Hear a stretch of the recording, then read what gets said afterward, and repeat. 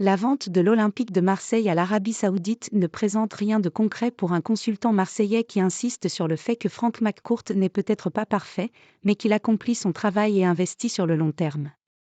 Dans le clan de Frank McCourt, absolument rien ne laisse présager qu'il est sur le point de vendre l'Olympique de Marseille. Dernièrement, il a encore confié à la télévision américaine à quel point il adorait l'ambiance du football européen et la joie que lui procurait son investissement, sans en dire plus sur ses intentions, sur la situation actuelle, ou sur l'avenir de l'EM. Aussi enthousiaste que d'habitude, l'Américain a confié les intérêts de son club à Pablo Longoria, qui prend lui un peu plus souvent la parole pour assurer que l'avenir du club phocéen n'était pas remis en cause pour les prochains mois. Ils sont où les Saoudiens ? Des déclarations qui n'ont pas trop fait sourciller les adeptes de la vente de l'EM, persuadés que le dirigeant espagnol ne peut pas en dire plus, et doit bien tenir la baraque pour maintenir l'équipe à flot. Malgré cela, Pablo Longoria a surtout parlé de manœuvres de déstabilisation pour évoquer les rumeurs d'un rachat du club par l'Arabie Saoudite.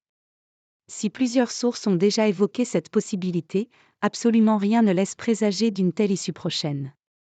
C'est ce qu'a tenu à rappeler Jean-Charles de Bonneau, ancien joueur de l'EM et désormais consultant pour FC Marseille, pour qui non seulement les Saoudiens ne sont pas aux portes du stade Vélodrome, mais en plus Frank McCourt gère tout de même le club en ayant mis beaucoup d'argent, avec la volonté d'essayer de le faire grandir sur la durée et de gagner des trophées majeurs en finalité. Pour l'ancien minot de l'EM, il faut appeler un chat dans ce dossier. Si McCourt est vendeur ? Déjà il faut trouver des acheteurs.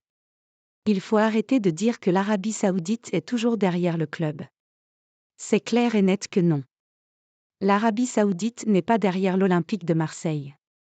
Aujourd'hui, à ce jour, l'Arabie Saoudite n'est pas là.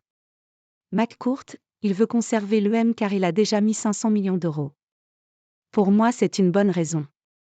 Ces gens-là, ce sont des businessmen, ils ont tout le temps envie de gagner. Quand tu arrives dans un club comme Marseille avec un passé important, tu as envie de gagner. Donc peut-être qu'il va installer une stabilité pour lui permettre d'avoir raison sur ce qu'il a investi et ce qu'il voulait faire. Jusqu'à aujourd'hui, on n'est pas tout à fait satisfait, mais s'il n'y avait pas eu McCourt, on aurait fait quoi ? On ne peut pas lui reprocher d'avoir mis des sous, a souligné Jean-Charles de Bonneau, pour qui le propriétaire, peut-être un peu trop discret ces derniers mois, a tout de même permis à l'EM d'avoir un gros budget ces dernières années alors qu'il revoyait sa voilure à la baisse à la fin de l'ère Louis Dreyfus.